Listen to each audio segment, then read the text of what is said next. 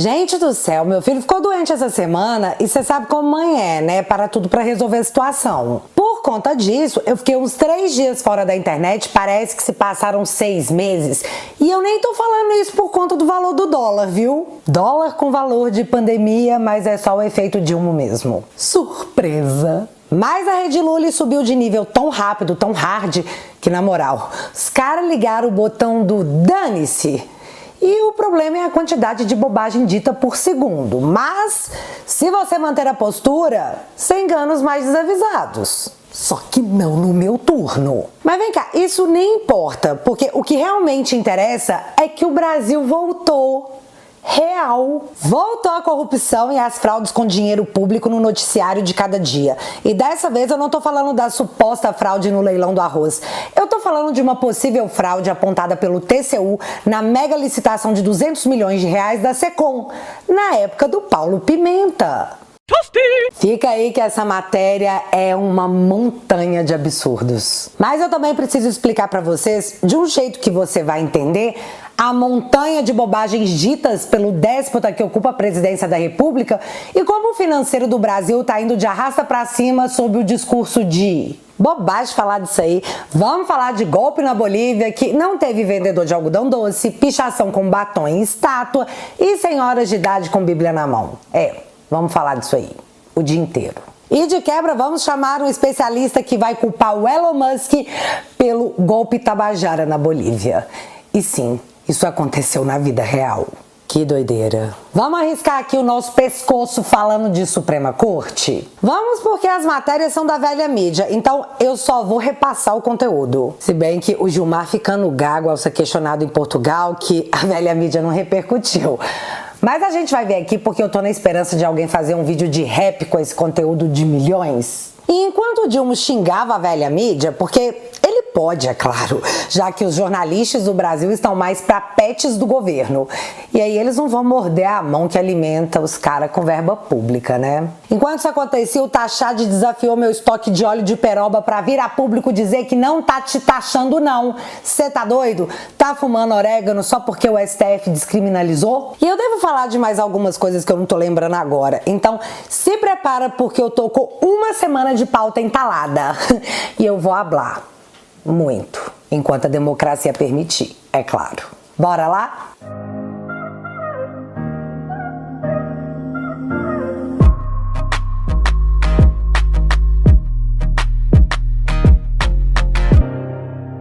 Galera, você já seguiu o Te Atualizei News hoje? Estamos rumo aos 100 mil inscritos e o Te Atualizei News é o seu jornal diário aqui no YouTube, todos os dias às 9h30 da noite, onde a gente desmente as narrativas da velha mídia, o que irrita a canhotada de uma forma geral. Portanto, ajude nessa corrente de irritabilidade e quando o vídeo acabar, vai lá e se inscreve. É de graça e eu juro que o dedo não vai cair. Estamos combinados? Então valeu demais! Bom, vamos começar falando sobre violações de normas impostas pelo TCU, o Tribunal de Contas da União. Mas antes disso, deixa eu te mostrar como um déspota pode ser hipócrita em período eleitoral. Deixa eu abrir aspas para o Dilma. O orçamento secreto é a excrescência da política brasileira. Não é sério. Se você quer fazer algo sério, não é secreto. Isso nunca aconteceu e acontece agora porque o atual presidente não governa. É uma marionete. Fecha aspas para o Dilma em julho de 2022. Beleza, agora vamos à matéria dessa quinta-feira, o famoso ontem. Governo Dilma libera 7,7 bilhões em emenda Pix, driblando lei eleitoral e Tribunal de Contas da União. Mais da metade, 4,25 bilhões, deve ser paga antes das eleições, sem a sociedade saber o que será feito com o dinheiro. Palácio do Planalto não se pronunciou. Vai ver que o Dilma tá brincando com a esbanja de vaca amarela pulou da janela. E é por isso que ele não podia falar nada. Vamos dar aí o benefício da dúvida. E a gente lendo assim a matéria, parece que é só muito ruim. Mas muita gente não entende o porquê que isso é péssimo. Então, calma que a matéria explica o porquê essa emenda Pix de quase 8 bilhões de dinheiro público beira pornografia. Deixa eu abrir aspas novamente. A emenda Pix, revelada pelo Estadão, é um recurso sem transparência pago pelo governo federal a estados e municípios a pedido de deputados e senadores. O dinheiro cai nos cofres estaduais e municipais sem nenhuma finalidade definida e antes de qualquer projeto, licitação ou obra, diferentemente de outros tipos de transferências. O vácuo na transferência dificulta a fiscalização. É possível saber qual parlamentar indicou a qual município que recebeu, mas não o que foi feito com o dinheiro. Fecha aspas. Só para o caso de ainda não ter ficado claro, as emendas PIX são o orçamento secreto, porém turbinados. E para quem reclamava horrores do orçamento secreto, dá uma olhada porque ele mais do que dobrou de tamanho no atual desgoverno. O Estadão tá falando, mas a Rede Lully, que antes faria 3 dias de cobertura do assunto, tá caladinha. Nunca foi indignação real, era só manifestação política travestida de jornalismo. Na minha humilde opinião, é claro. Mas por que isso deveria ser investigado pelo Ministério Público? Estadão explica. Aspas novamente. Em janeiro, o Tribunal de Contas da União publicou uma decisão exigindo transparência sobre o uso do dinheiro público. Os municípios, ao receberem o recurso, devem dizer onde o dinheiro será gasto e apresentar as informações em uma plataforma do governo federal, acessível e pública em até 60 dias. O governo publicou uma portaria regulamentando os repasses, mas não incluiu as recomendações do TCU na prestação de contas. Também deixou de fora exigências aprovadas na Lei de Diretrizes Orçamentárias, como a obrigação de cadastrar o objeto do gasto e comprovar a utilização do recurso. Fecha aspas. Ou seja, TCU, para o Dilma, suas decisões e exigências e nada são a mesma coisa. Mas eu tô bem curiosa sobre o que vocês vão fazer a respeito, ou não vão fazer, né? Pode ser que vocês não façam nada. Até porque, Nossa Senhora, aparentemente vocês têm muito trabalho pela frente, já que vocês, do próprio TCU, apontaram indícios de fraude na mega licitação realizada pela Secom, do Paulo Pimenta. Olha ele! Deixa eu voltar um pouquinho para você entender. Agências amigas do PT vencem mega licitação de 200 milhões de reais feitas pelo Dilma. O antagonista já sabia desde o dia anterior o resultado da mega licitação para combater fake news dos outros do governo Dilma. O negócio é que o resultado da licitação já era de conhecimento de um jornalista do antagonista um dia antes do resultado, o que, na prática, deveria ser impossível, já que os autores das propostas vencedoras só poderiam ser conhecidos na sessão pública que ocorreria no dia seguinte. Uma das agências, segundo o antagonista, tem associação com o marqueteiro do Tachad. A outra é vinculada ao marqueteiro do próprio Dilma, que se uniu ao desgoverno recentemente para tratar da popularidade do Lully. Já a outra agência teria conexões com Gleisi Hoffmann e seu namorado Lindbergh Farias, ambos do PT. Quase 200 milhões de reais do seu dinheiro, do meu também. Vendo isso acontecer, o Gustavo Gaio, Rogério Marinho, Flávio Bolsonaro e mais uma galera do Novo acionaram o TCU perguntando se alguém ali estava vendo o que estava escancarado na cara de todo mundo. O resultado foi, como eu disse antes, a área técnica do TCU emitindo um parecer preliminar apontando indícios de irregularidades na mega licitação do Dilma feito pela Secom para a contratação de empresas para assessoria de comunicação e gestão de redes sociais do Dilma. 200 milhões.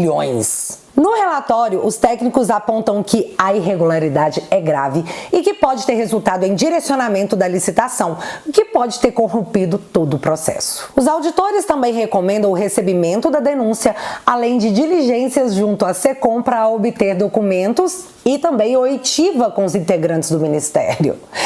E, claro, a possibilidade de uma cautelar para poder suspender a concorrência, que ainda não foi homologada. Esses dias para trás foi o arroz, agora a Secom. Aí teve também o ministro do Dilma indiciado por corrupção. O Brasil apenas voltou.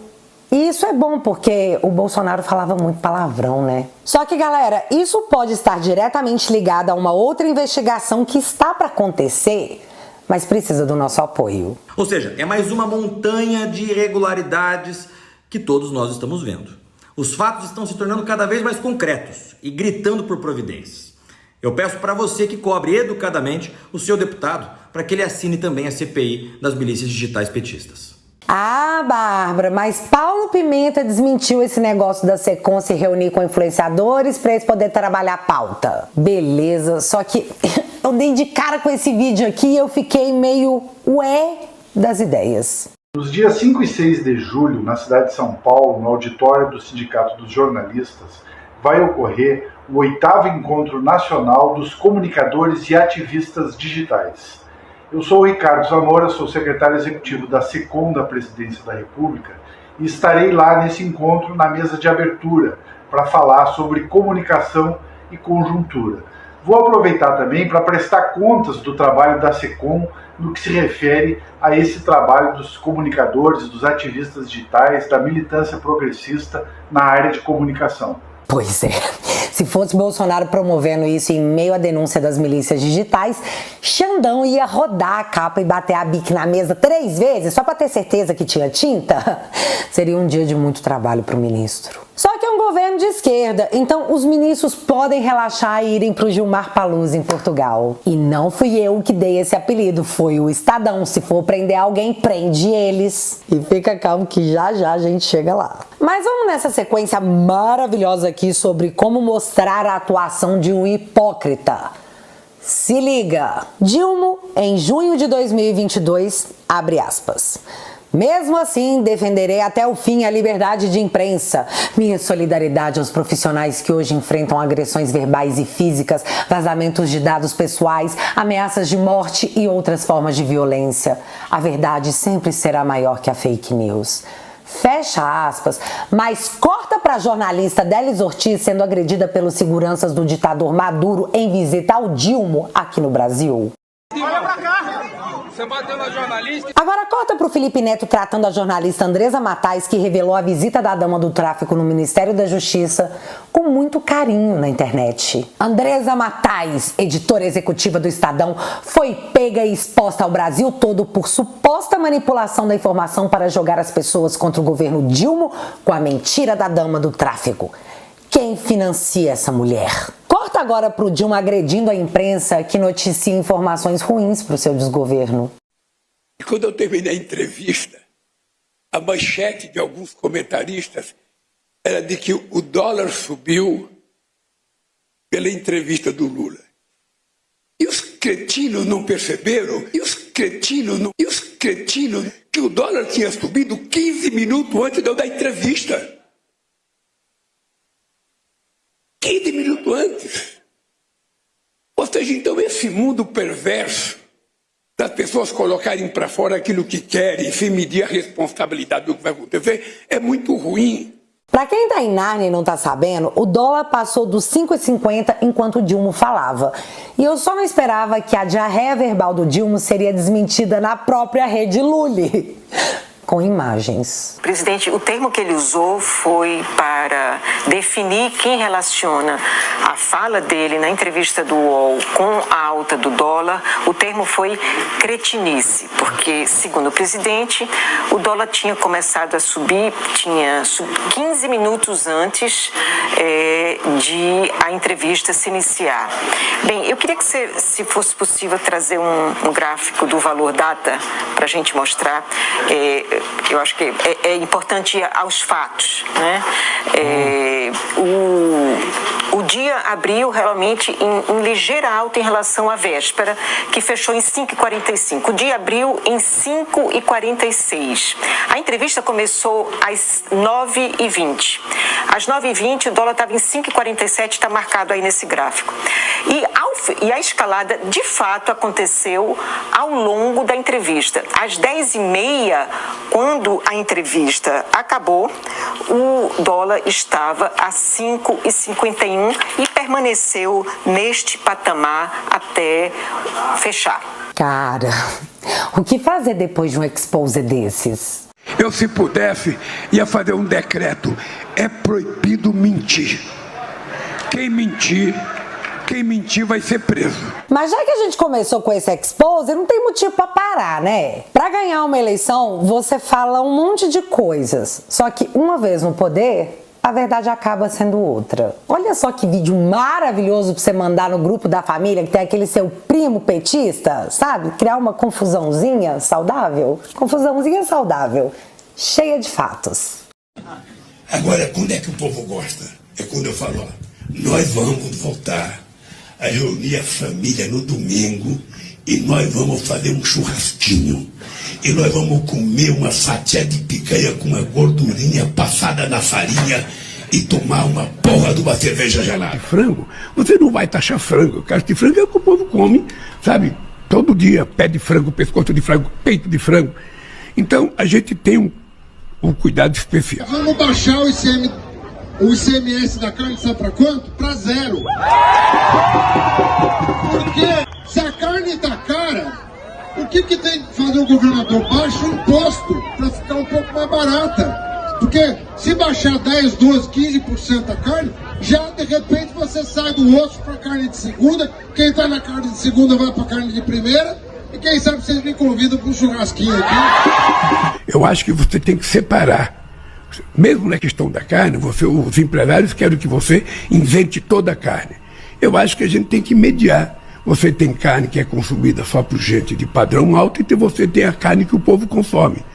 Então, você pode fazer a separação. E ali, o Dilma estava justificando que não pode taxar o frango porque é o que o povão come. Já as carnes mais nobres, geralmente, é a galera com poder aquisitivo maior que consome. Então, vai ter essa discussão. Quão alto vai ser o imposto da carne de alto padrão?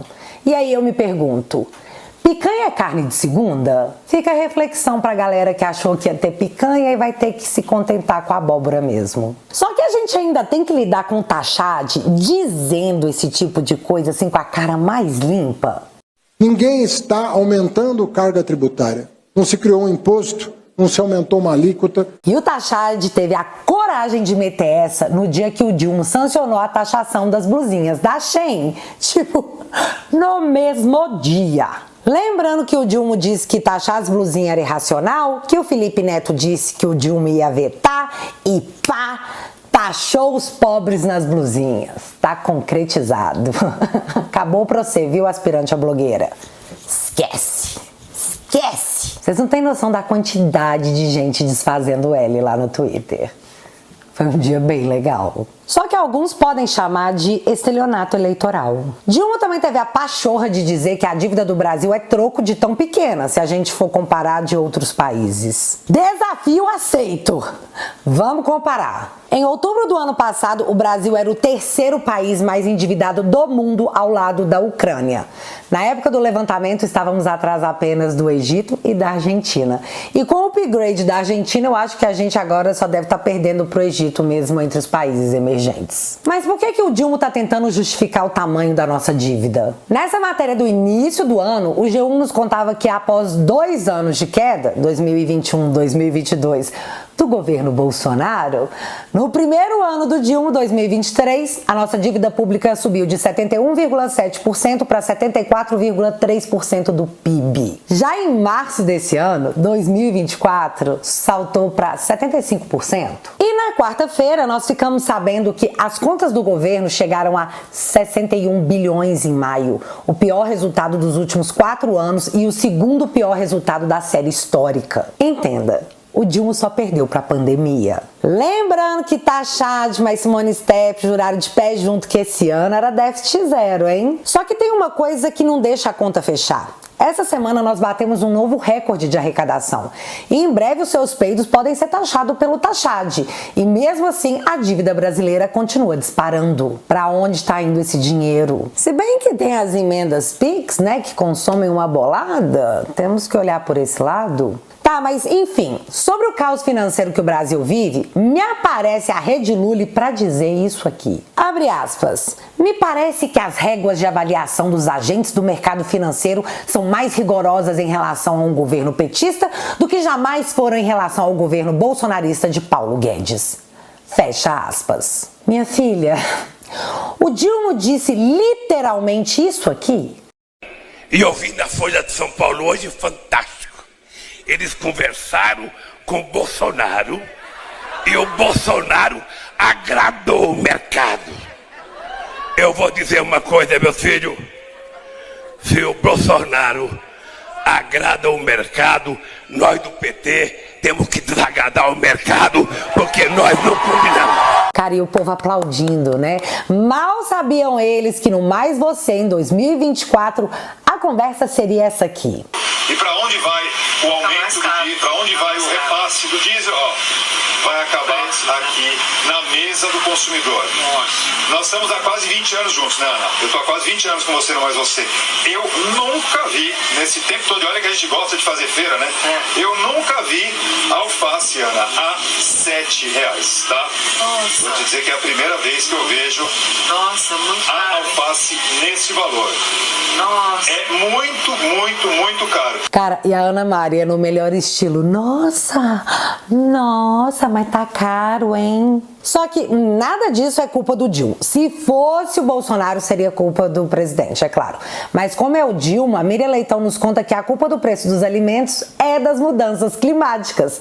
Só que em março ela estava dizendo que vai cair a inflação dos alimentos, hein? Os especialistas estão dizendo. E não caiu. E como não caiu, não é culpa do governo, é culpa das mudanças climáticas. É sério. Esse desgoverno só tem a Rede Lully e uma ajudinha do STF também, é claro. Só que antes de eu falar da Suprema Corte, o Dilma já caiu. A gente só tá esperando a mídia soltar a mão dele pra ele... Uma hora vai ficar constrangedor demais. Portanto, é só questão de tempo. Quanto tempo eles aguentam? Mas tá, vem cá, vamos falar de STF. Oi, Deus, sou eu de novo. Gilmar Palusa, evento de Gilmar Mendes em Portugal, reúne representantes de 12 empresas com processos no STF. Supremo e empresas negam conflito de interesse. 12 empresas com processos da Suprema Corte indo para Portugal para participar de evento com ministros da Suprema Corte. E é óbvio que não tem nada a ver. A maldade está nos olhos de quem vê. Até rimou. Nossa, e quase que essa aqui passa batida. Diretor-geral da Polícia Federal vai a Gilmar Palusa, bancada por alvo de inquérito suspenso por Gilmar. Presença de Andrei Rodrigues em evento ocorre a convite da FGV, que foi investigada em 2022. Polícia Federal e Fundação não comentam. Só que mais coisas aconteceram no Gilmar Palusa. E uma delas foi o Sérgio Tavares, aquele jornalista português que foi detido aqui no Brasil ao desembarcar para cobrir a manifestação do Bolsonaro na Paulista, que foi entrevistar o Gilmar, que não sabia que ele era o Sérgio Tavares. Assista, é muito bom.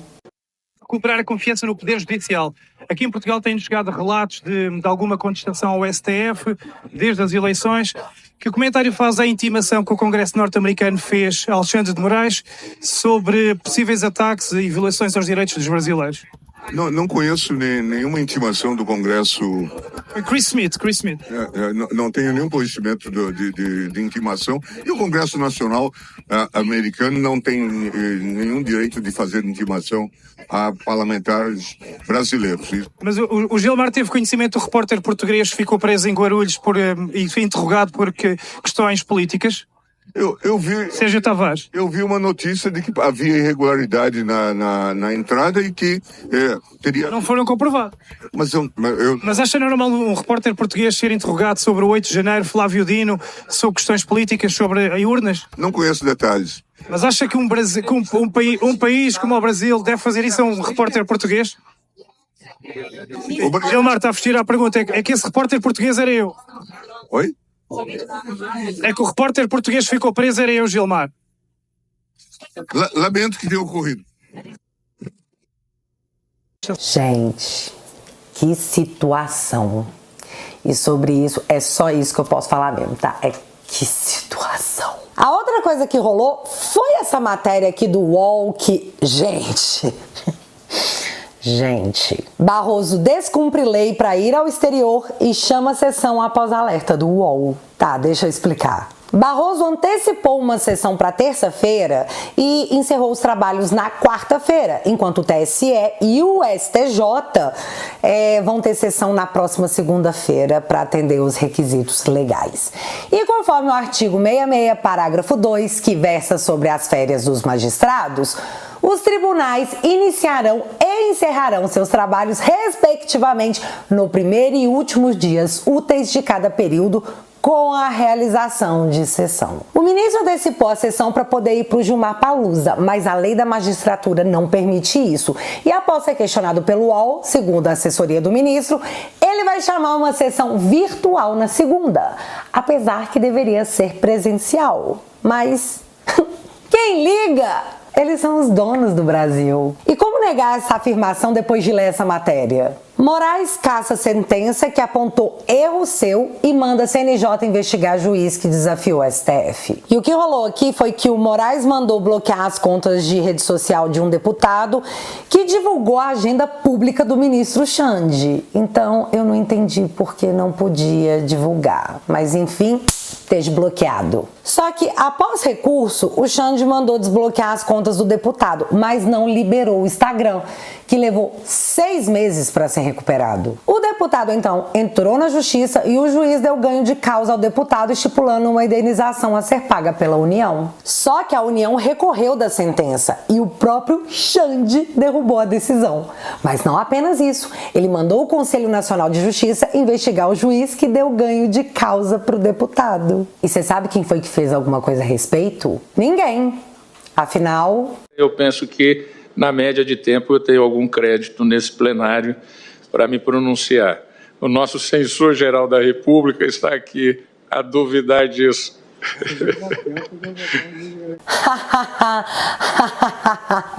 Foi só uma piada, galera. Foi só uma piada. E para finalizar, eu achei essa parte do jornal Folha de São Paulo muito interessante na escolha das matérias. Olha só, a primeira matéria tem a seguinte manchete: Barroso afirma que Supremo é muito criterioso com gastos. E logo na matéria abaixo, a manchete diz: CNJ eleva diária de servidor que estiver hospedado no mesmo hotel que juiz. Que interessante, né?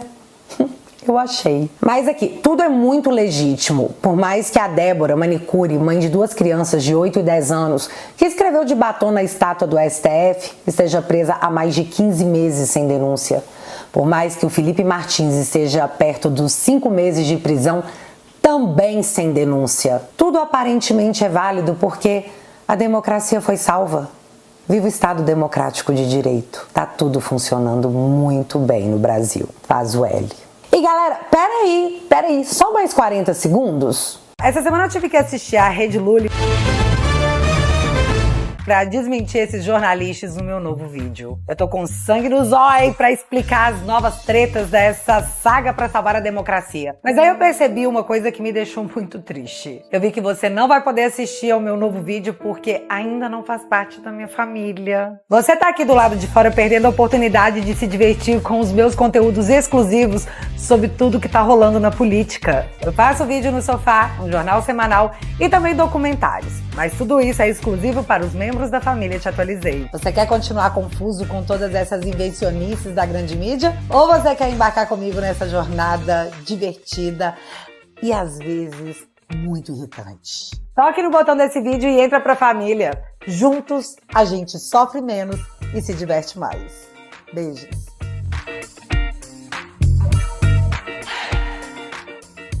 Pois é, eu tô te convidando a entrar pra família. Assinando por 10 bonoros por mês, você financia o meu trabalho e ajuda nos advogados, que nossa senhora! E em troca eu te ofereço um conteúdo exclusivo. Portanto, se você quiser e puder, o link vai estar fixado aqui no primeiro comentário. Lembrando que domingo encerra a promoção do mês dos namorados, onde na assinatura anual você ganha 2 meses de brinde. Então, desde já, meu muito obrigada e seja muito bem-vindo à família. Mas agora eu quero saber de vocês. Dilma termina o mandato ou a Rede Lully não vai aguentar o vexame e soltar a mão antes? Me conta aqui nos comentários que eu quero saber. Se você ainda não é inscrito aqui no meu canal, meu amigo, se inscreve e deixa seu like, porque você já sabe, acontecendo alguma coisa de relevante ou irrelevante, a gente volta. Beijos, galera. Fui!